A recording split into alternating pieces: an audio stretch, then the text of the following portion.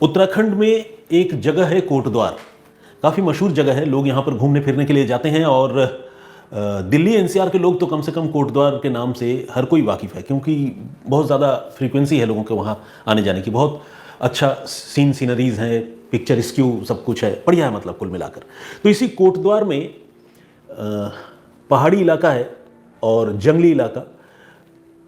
इन्हीं पहाड़ी और जंगली इलाकों में 5 जून को एक लाश बरामद होती है और ये लाश मिलती है मेन रोड के किनारे जंगल में। इस लाश से काफ़ी तेज़ बदबू आ रही थी, जिसे लोगों ने नोटिस किया और नोटिस करने के बाद उन्होंने पुलिस को इन्फॉर्म किया। तो जिस जगह पर ये बॉडी मिली थी वो जगह दुगड्डा पुलिस स्टेशन की हद में आती है। तो ऐसे में दुगड्डा थाने की टीम जो है वहाँ फ़ौरन पहुँची और पुलिस ने बॉडी को रिकवर किया। बॉडी काफ़ी ख़राब हो चुकी थी, जैसा कि मैंने आपको बताया कि बदबू आ रही थी, और ये शक था कि शायद इस आदमी की मौत कम से कम 4 से 5 दिन पहले हो चुकी है। पुलिस ने बॉडी को रिकवर किया तो ये भी पता चला कि मरने वाले शख्स की उम्र जो है तकरीबन 55-60 साल के आसपास रही होगी। पहचान पुलिस ने पता की और पहचान में पुलिस को ये पता चला कि ये जो शख्स है इसका नाम है रविंद्र सिंह।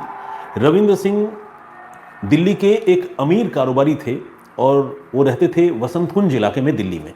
अब दिल्ली के अमीर कारोबारी रविंद्र सिंह की लाश कोटद्वार के जंगलों में कैसे मिली, पुलिस को अब इस पहेली को सुलझाना था।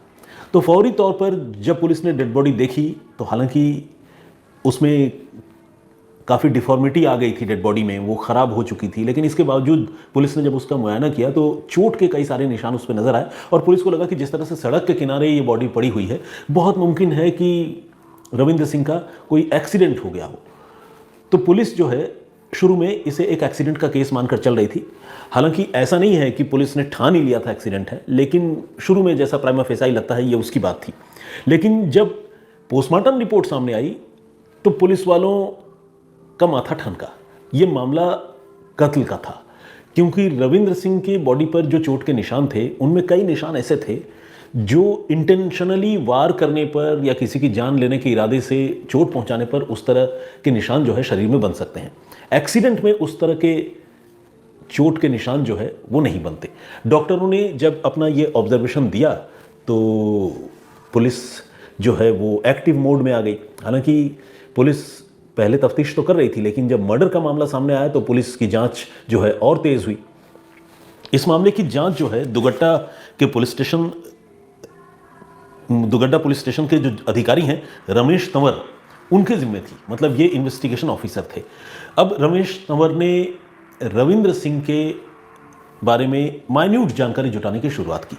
पता चला कि रविंद्र सिंह दिल्ली के कारोबारी हैं और हाल के दिनों में उनको अपने कारोबार में, धंधे में काफ़ी लॉस हुआ है और उस लॉस की वजह से लोग जो है अपने रुपए उनसे वापस मांगते हैं। उन्होंने बहुत सारे लोगों से रुपए पैसे ले रखे हैं, तकरीबन करोड़ों रुपए का कर्ज उनके ऊपर है और चूंकि वो अभी चुका पाने की हालत में नहीं है तो ज़्यादातर वक्त जो है वो एक तरह से हाइडिंग में, या बोलचाल की भाषा में हम जिसे कहते हैं कि फरारी में उनका वक्त गुजरता है, क्योंकि उनको दिक्कत होती है, लोगों को जवाब नहीं दे पाते, पैसे उनके पास हैं, खर्च हो चुके हैं, घाटा हो चुका है। तो ये एक प्रोफेशनल फ्रंट पर ये जानकारी रविंद्र सिंह के बारे में पुलिस को मिली। अब पुलिस ये सोचने लगी कि कहीं ऐसा तो नहीं कि कोई लेनदार जिनको रुपए लेने हों रविंद्र सिंह से, उसी ने गुस्से में आकर हत्या कर दी हो, या हो सकता है कि रविंद्र सिंह को कुछ रुपए पैसों के साथ बुलाया हो, रुपए पैसे लेकर लूटपाट करके उनकी हत्या कर दी हो। तो खैर ये एक ऑप्शन था या ये एक थ्योरी थी जिसकी पुलिस को जांच करनी थी। दूसरी तरफ पुलिस ने जब रविंद्र सिंह के बारे में पर्सनल फ्रंट पर जानकारी जुटाई तो पता चला कि रविंद्र सिंह ने 2 शादियां की थी। 56 साल के रविंद्र सिंह की जो पहली शादी थी उससे रविंद्र सिंह को एक बेटा भी है, लेकिन अब से कोई 20 साल पहले रविंद्र सिंह को शादीशुदा होने के बावजूद एक दूसरी लड़की से प्यार हो गया। उस लड़की का नाम है रीना सिंधु और वो पेशे से एक फिजियोथेरेपिस्ट है। तो फिजियोथेरेपिस्ट रीना सिंधु से जब प्यार हुआ, पहली पत्नी से रविंद्र सिंह की अनबन हुआ करती थी, उन्होंने पहली पत्नी को छोड़ दिया और पहली पत्नी अपने बच्चे के साथ अलग रहने लगी और इन्होंने 20 साल पहले शादी के कुछ ही महीनों, मतलब प्यार मोहब्बत के कुछ ही महीनों बाद उन्होंने रीना सिंधु से रविंद्र ने शादी कर ली। रीना सिंधु से जब ये प्यार हुआ, जब ये अफेयर हुआ तो रीना सिंधु दिल्ली में किराए के मकान में रहा करती थी और इत्तेफाक से ये किराए का मकान रविंद्र सिंह के मकान के बगल में था, तो पड़ोसन थी, पड़ोसन से शादीशुदा रविंद्र सिंह की आंखें चार हो गई। और रीना और रविंद्र के बीच में अच्छा खासा एज गैप था, तकरीबन 20 सालों का। लेकिन इसके बावजूद शादी हो गई और शादी होने के बाद रविंद्र ने दिल्ली छोड़ दी और देहरादून को एक तरह से अपना हेडक्वार्टर बनाया और वहीं पर रहकर अपना बिजनेस वो चलाने लगे। रीना भी यही चाहती थी, क्योंकि रीना की रिहाइश या घर जो है वो मूल रूप से मुरादाबाद उत्तर प्रदेश की रहने वाली थी। प्यार हुआ तो अपनी नई नवेली बीवी को गिफ्ट के तौर पर रविंद्र सिंह ने 3 करोड़ रुपए की एक आलीशान कोठी खरीद कर दी। रीना की किस्मत खुल गई। 3 करोड़ की कोठी में बहुत आराम से चौड़े से ज़िंदगी गुजर बसर करने लगी। रविंद्र सिंह के पास पैसा था, किसी चीज़ की कोई कमी नहीं थी। गाड़ी, मेकअप के तमाम सामान, ऐशो आराम की ज़िंदगी, आलीशान कोठी। ऊपर से उसी कोठी में रीना ने एक फिजियोथेरेपी की क्लिनिक भी शुरू कर दी और क्लिनिक में लोगों का आना जाना भी शुरू हो गया। तो 5 उंगलियां घी में वाली जो कहावत है, रीना के साथ वो बात थी। ये सब कुछ बढ़िया चल रहा था। लेकिन अब जो है, जैसा कि आपको पता है कि इनके ऊपर, रविंद्र के ऊपर कर्ज बहुत ज़्यादा हो गया था। तो कर्ज को लेकर थोड़ी सी रीना में और रविंद्र के बीच में जो है वो अनबन भी रहा करती थी, क्योंकि जब पैसा आता रहता है ना तो सब कुछ बढ़िया होता है, और जब पैसे की कमी होने लगती है तो बहुत सारे रिश्तों के ऊपर जो नकाब चढ़ा हुआ होता है या पानी होता है वो उतर जाता है। इस मामले में कुछ ऐसा ही था। लेकिन चलिए, कहा सुनी अनबन तो हर घर में होता है, इसको डायरेक्टली रविंद्र सिंह के मर्डर से नहीं कनेक्ट कर सकते थे। तो पुलिस को हालांकि इस एंगल को भी एक्सप्लोर करना था। पुलिस इन एंगल्स के बारे में पता कर रही थी, जांच कर रही थी। तब तक जांच अधिकारी रमेश तनवर जो हैं, उन्होंने कोटद्वार में जिस जगह पर ये बॉडी मिली थी, जंगली इलाके में, उस तरफ जाने वाले जो सड़कें हैं, उन सड़कों में जो प्रोमिनेंट लोकेशन पर सीसीटीवी कैमरे लगे हुए हैं, उन सीसीटीवी कैमरों की फुटेज को पुलिस ने एग्जामिन करना शुरू किया। और जब पुलिस ने एग्जामिन करना शुरू किया तो पुलिस को रविंद्र सिंह के मर्डर केस का पहला क्लू मिला। ये पहला क्लू क्या था? ये क्लू था एक महिंद्रा एक्सयूवी गाड़ी। असल में ये महिंद्रा एक्सयूवी गाड़ी किसी और की नहीं बल्कि खुद रविंद्र सिंह की थी। और रविंद्र सिंह की ये गाड़ी 2 तारीख को कोटद्वार की तरफ जाती हुई दिखी, दुगड्डा की तरफ, और फिर वहाँ से वापस आती हुई भी दिखी कुछ देर बाद। ये अपने आप में एक साइन था कि इस गाड़ी से ही रविंद्र सिंह की लाश को ठिकाने लगाया गया है। अब पुलिस ने रविंद्र सिंह की गाड़ी ढूंढने की शुरुआत की, लेकिन गाड़ी का कुछ पता नहीं चल रहा था। अब चूंकि रविंद्र सिंह की गाड़ी का इस कत्ल के मामले में इस्तेमाल हुआ था, तो पुलिस ने गाड़ी को देखने के साथ साथ सीसीटीवी फुटेज में कुछ ऐसे एंगल्स की तलाश शुरू की जिससे गाड़ी के अंदर बैठे हुए लोगों का कोई बॉडी लैंग्वेज, चेहरा, कपड़ा कुछ दिख जाए। और इस कोशिश में, इस माइन्यूट बारीक कोशिश में पुलिस को कामयाबी मिली।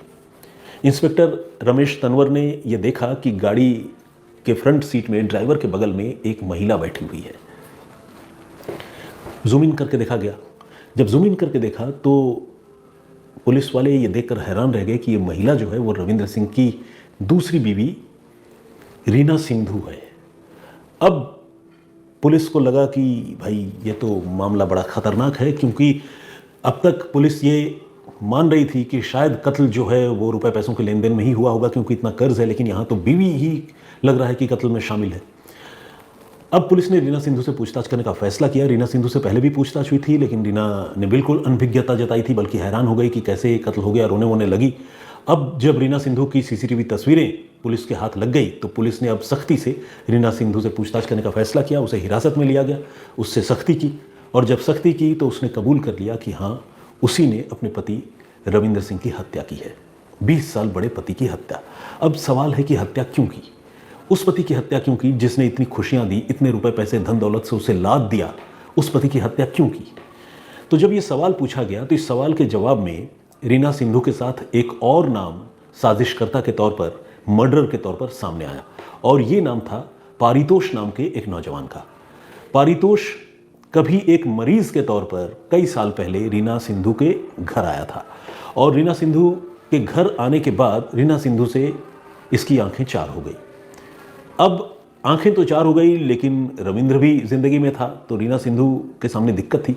तो इसने जो है पारितोष को अपना मुंह बोला भाई बताकर अपने पति के सामने इंट्रोड्यूस किया, और ये मुंह बोला भाई बोलना एक तरह से पारितोष के घर आने का लाइसेंस हो गया। अब पारितोष खुलेआम बिंदास जब ज़रूरत पड़े रीना के पास मिलने चला आता। रविंद्र देहरादून में होता, पारितोष और रीना जो है वो प्यार की पींगे बढ़ाते, और ये मिलना जुलना, अफेयर, ये सब कुछ लगातार चलता रहा। लेकिन अब कहानी में मेजर ट्विस्ट ये आया कि जब रविंद्र सिंह पर इतना कर्ज हो गया तो रविंद्र सिंह ने ये सोचा कि क्यों ना मैं अपना मुरादाबाद की जो कोठी है उसे बेच देता हूँ। बेसिकली वो कोठी रविंद्र ने अपनी बीवी रीना को गिफ्ट में दी थी तो ज़रूर, लेकिन कागज़ों पर उस कोठी का मालिकाना हक जो है वो रविंद्र सिंह के पास था और रीना के पास भी था, जॉइंट प्रॉपर्टी थी। तो रविंद्र सिंह अब इस प्रॉपर्टी को बेचना चाहता था और वो ये कह रहा था कि इस प्रॉपर्टी को बेचकर वो कर्ज से जब बाहर हो जाएगा तो फिर से कड़ियाँ जोड़कर मेहनत करके वो फिर से पैसे कमा लेगा। लेकिन रीना जो है इस बात पर रिलेक्टेंट थी कि वो ये कोठी नहीं बेचेगा, क्योंकि रीना को ऐशो आराम की आदत लग चुकी थी। उसे लगता था कि अगर ये कोठी बिक जाएगी तो मैं कहाँ जाऊँगी, मुझे किराए के मकान में जाना होगा या शायद मुझे अपनी जो लग्जरियस लाइफस्टाइल है उससे कॉम्प्रोमाइज़ करना पड़े।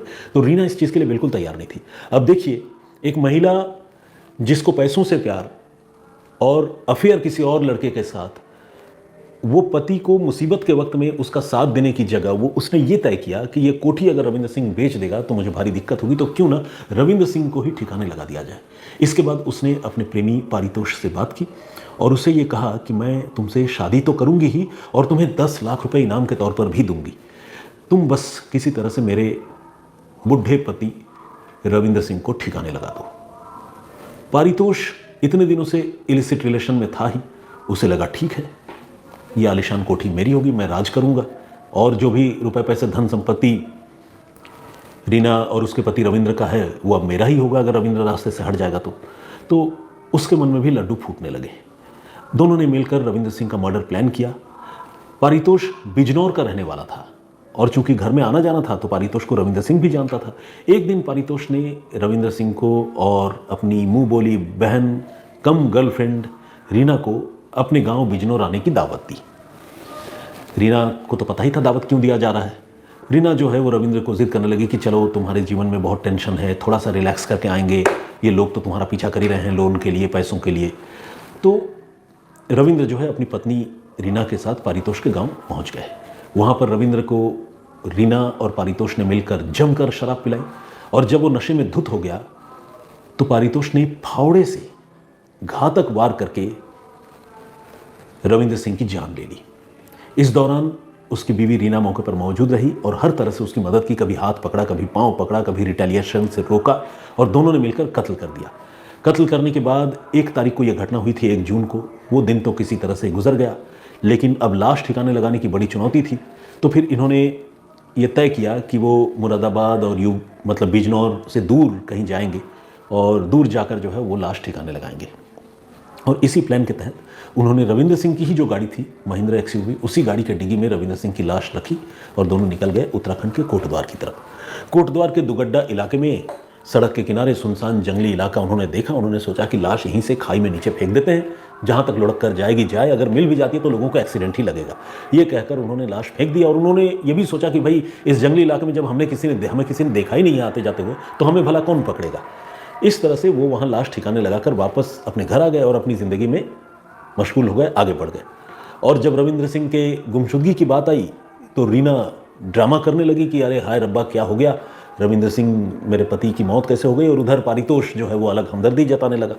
लेकिन इन लोगों के चेहरे से नकाब तब हटा जब पुलिस इन्वेस्टिगेशन में सीसीटीवी कैमरा और सीसीटीवी कैमरे के फुटेज में रीना का चेहरा पुलिस वालों को नजर आया। पुलिस ने दोनों को गिरफ्तार कर लिया। कत्ल की ये पूरी कहानी का खुलासा हो चुका है। एक एक सबूत पुलिस ने इस मामले में इकट्ठा कर लिए हैं।